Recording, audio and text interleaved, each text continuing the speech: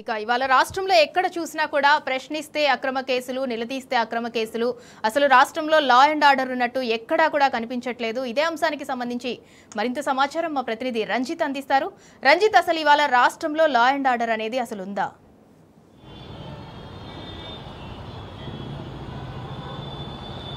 సింధూరా, ఏదైతే హైదరాబాద్ నగరం అనేది తెలంగాణ రాష్ట్రం గత 10 సంవత్సరాల్లో చూసుకుంటే కేసీఆర్ ప్రభుత్వంలో దేశంలో ఎక్కడ లేని విధంగా అగ్రగామిగా పోలీస్ వ్యవస్థను ఏర్పాటు చేసింది. ఒకవైపు చూసుకుంటే లా అండ్ ఆర్డర్లో వాళ్ళకి కావాల్సినటువంటి వాహనాలు, మొబైల్ పెట్రోలింగ్, దాంతో పాటుగా షీ టీమ్స్, దీంతో పాటుగా అన్నీ కూడా అంటే దీని నిఘా యంత్రాలని పరిశీలించడానికి కూడా కమాండ్ కంట్రోల్ రూమ్ ఇలాంటి ఏర్పాటు చేసేసి దేశంలోనే అగ్రగామిగా 10 సంవత్సరాల్లో పోలీస్ వ్యవస్థ నుంచి క్రైమ్ రేట్తో కూడా తగ్గించినట్లయితే ప్రస్తుతం హైదరాబాద్ నగరంలోని క్రైమ్ రేట్ అనేది కూడా హైదరాబాద్ అనేది ఒక క్రైమ్కి ఒక అడ్డాగా మారిందనేది కూడా చెప్పక తప్పదు. ఎందుకంటే ఇప్పటికే చూసుకున్నట్లయితే జగద్గిరిట పోలీస్ స్టేషన్ పరిధిలోని నిన్న పట్టపగలు నడి రోడ్డుపై పోలీస్ స్టేషన్ సమీపంలో ఇద్దరు చేసుకున్న కూడా ఇప్పటికీ అంటే పోలీస్ వ్యవస్థ అనేది ఏ విధంగా పనిచేస్తుందని చెప్పక తప్పదు. దాంతో చూసుకున్నట్లయితే కుషాయిగూడలో ఏదైతే డ్రంక్ అండ్ డ్రైవ్ లో దొరికినటువంటి మీన్ రెడ్డి అనే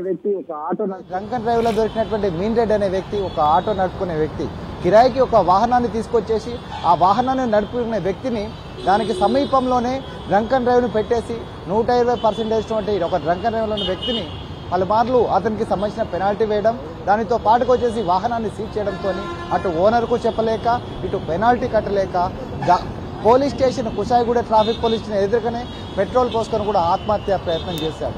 దానిని కూడా పోలీసులు ఆత్మహత్యం చేసుకున్న 9:30 గంటలకు 10 గంటలకు చేసుకున్నట్లయితే అతన్ని అక్కడి నుంచి కూడా వేరే ప్రైవేట్ హాస్పిటల్కు తీసుకెళ్లడం, ఆ నుంచి గాంధీ హాస్పిటల్కు తీసుకొచ్చడం, అతను చనిపోతాడనే విషయం తెలుసుకున్న పోలీసులు వాళ్ళ కుటుంబ సభ్యుల దగ్గరికి వెళ్లడం, వాళ్ళ కుటుంబ సభ్యుల్ని అర్ధరాత్రి 1ంటికి వాళ్ళ కొడుకు ఆత్మహత్య చేసుకుని చెప్పేసి ఏదైతే గాంధీ హాస్పిటల్కు తీసుకొచ్చేసి అతని కొడుకుతో మాట్లాడే ప్రయత్నం చేయడం, లాస్ట్కు చివరిగా చనిపోయిన తర్వాత పోలీసులే దగ్గరుండి గాంధీ హాస్పిటల్లో మార్చరీలో పోస్ట్ మార్టం చేపించేసి తీసుకువెళ్లి కూడా ఆ మృతదేహాన్ని వాళ్ళ ఇంటి దగ్గర అప్పచెప్పడం, ఇది పోలీస్ చేసే వ్యవస్థ.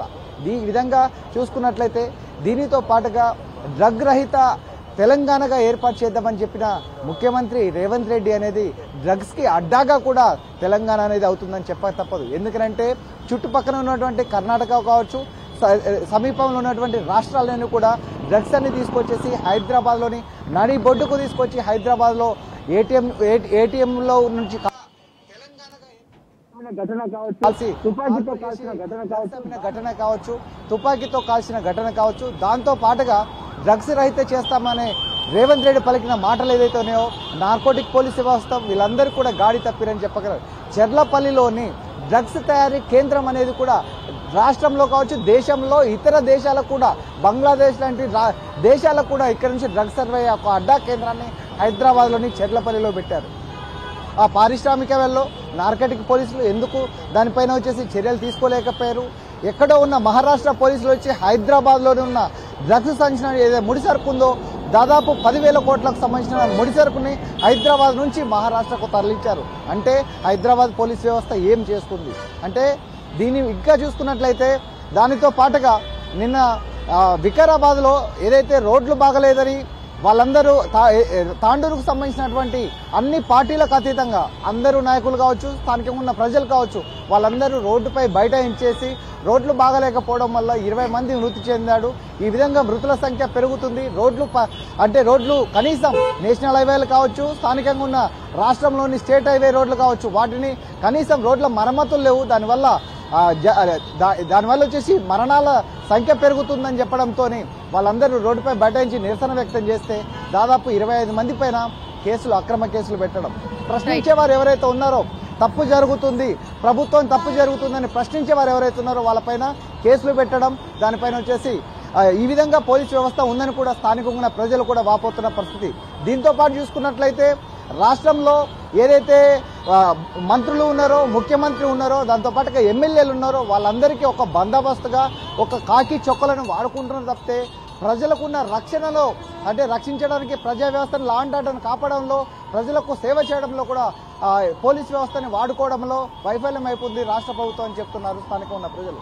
ఇకపోతే ఏదైతే రాష్ట్ర Right, ముఖ్యమంత్రికి ఉన్న వ్యక్తి దగ్గరే హోంశాఖ మంత్రి కూడా ఉంది. హోంశాఖ మంత్రికి ఉన్న వ్యక్తికి హోంశాఖ మీద పట్టు లేకపోవడం, దానితో పాటుగా దానిపైన కనీసం అవగాహన లేకపోవడం, రివ్యూ లేకపోవడం, అంటే ఇదంతా అధికారుల లోపమా లేకపోతే పాలకుల లోపమా? కానీ దీనివల్ల ప్రజలందరూ కూడా హింసలకు బలవుతున్నారు, చావులకు బలవుతున్నారు, నడి రోడ్డు పైన హత్యలు జరుగుతున్నాయి, డ్రగ్స్ కేంద్రాలు కూడా హైదరాబాద్లో ఉంటున్నాయి. దాంతోపాటు రోడ్డు వ్యవస్థ లేకపోవడం, ఇకపోతే మొన్ననే చూసుకున్నట్లయితే ఒక ప్రైవేటు వెహికల్ ఏదైతే ఉందో ప్రైవేట్ వెహికల్కి కనీసం దానికి సంబంధించిన చాలాన్లు కూడా వసూలు చేయకపోవడం, దానిపైన వెహికల్ చెక్ చేయకపోవడంలో కూడా దానికి సంబంధించిన ప్రైవేట్ వాహనం ఏదైతే బైక్ పై ఢీకొట్టేసి కూడా 20 మంది చావు కారణమయ్యారు. అంటే ఏ విధంగా చూసినప్పటికీ కూడా పోలీస్ వ్యవస్థ, ట్రాఫిక్ వ్యవస్థ కావచ్చు, లా అండ్ ఆర్డర్ కావచ్చు, నార్కోటిక్ పోలీసు కావచ్చు, ఈ చుట్టూ ఎక్కడ చూసినా ఏంటంటే ఈ అన్నిటికీ అధిపతి అయినటువంటి రేవంత్ రెడ్డి వీటనిపైన పట్టు లేకపోవడం, దానిపైన రివ్యూ లేకపోవడం వల్లనే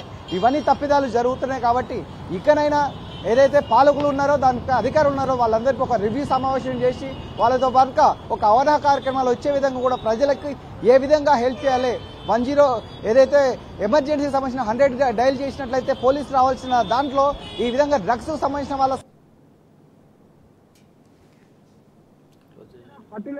కానీ ఇప్పటికీ కూడా వ్యవస్థ పైన పట్టు లేకపోవడం ఇలాంటి దారుణాలు జరుగుతున్నాయని కూడా స్థానికులు చెప్పిన పరిస్థితులు కనబడుతున్నాయి. Sindhura. Right, thank you Ranjith.